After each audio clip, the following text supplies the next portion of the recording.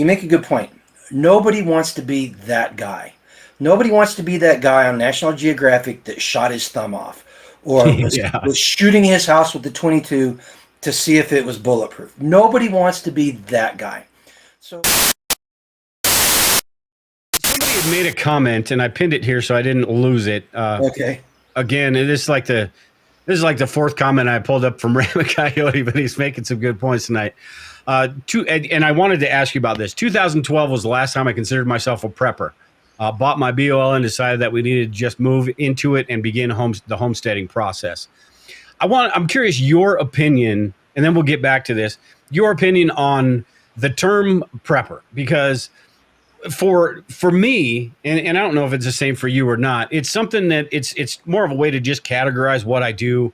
But there are a lot of people in my group and people that have joined the bug out location, and just people that I've interacted with over the years that are sort of like him, that just don't consider themselves preppers. But it is that term that you kind of have to use because so people know what the heck you're talking about. Sort of like the homesteading thing where what you were talking about. But what are your thoughts on the whole, prepper thing as a, or homesteader thing or the whole categorizing everything? Up until recently, I despised the word prepper. And that's thanks to National Geographic. They took and they stigmatized that word so badly. And it's only been the last 2 or 3 years that I've been able to start using it again and feeling comfortable with it. And I agree with you. It's a way to describe where you are on the spectrum. And it's like one half of that prepper homesteading spectrum. And I think people need to, if they're going to talk about themselves being preppers, they need to think more about where they are on that timeline.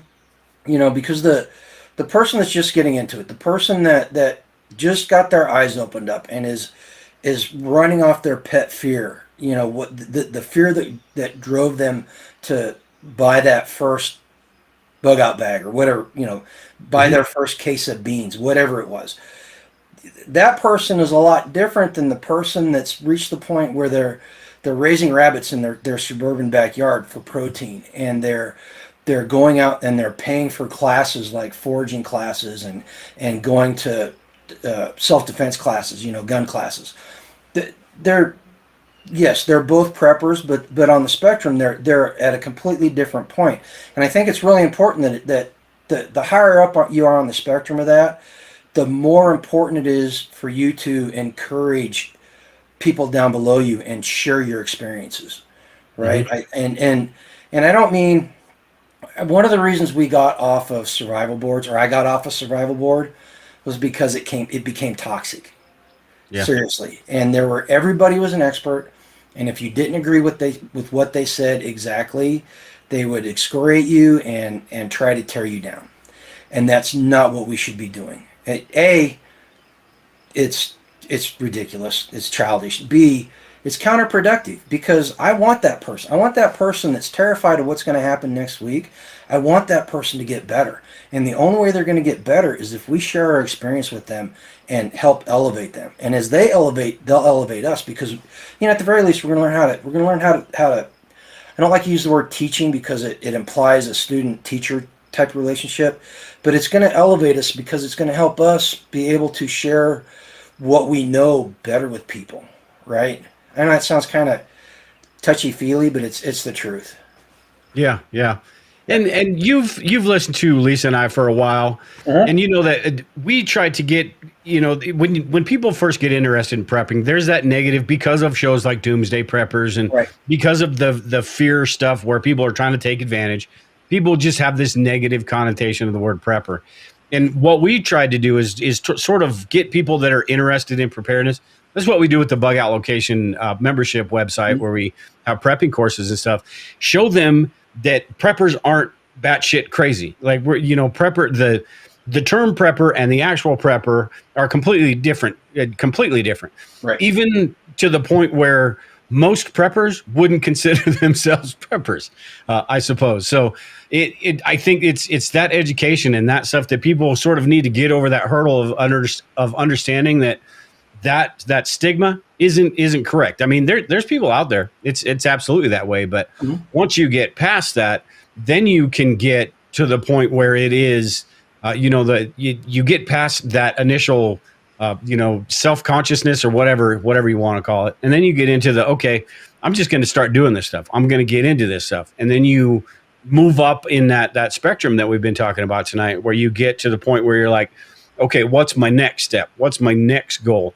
Is it possible? Say I live in, in the outskirts of a city or something. Is it possible to move out to the suburbs with a little bit more property? Start learning. That's the thumbnail of this show. I had one side, which is a farm, a homestead, and then one side with the like a backyard with raised beds and things like that.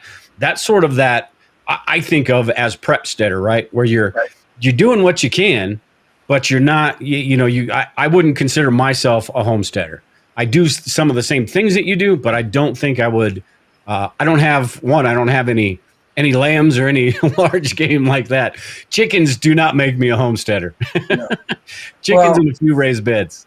and to be honest with you, when we made the move a year and a half ago, we took a couple of steps back. We're actually closer to prepsteaders now than we are homesteaders. It's just I've gotten to the habit of saying it. But you make a good point. Nobody wants to be that guy. Nobody wants to be that guy on National Geographic that shot his thumb off or was shooting his house with the .22 to see if it was bulletproof. Nobody wants to be that guy. So here's my advice to anybody that's feeling like that's a stigmatized word and you're embarrassed by it, don't use it. So what you talk about is preparedness mindset, the prepared mindset or preparedness. That's all you say. And another thing that does is it allows you to take that conversation and start talking to the people around you that are not like-minded. And you can start talking about it. I use it all the time to talk to my coworkers about the canning that we do and the raising the sheep and trying to get them to realize that they need to be more concerned about this stuff. And it does make a huge difference, because when you're non-aware person, for lack of a better term, here's prepper, they tune you out. Let's face it, they do. They still do, even today, right?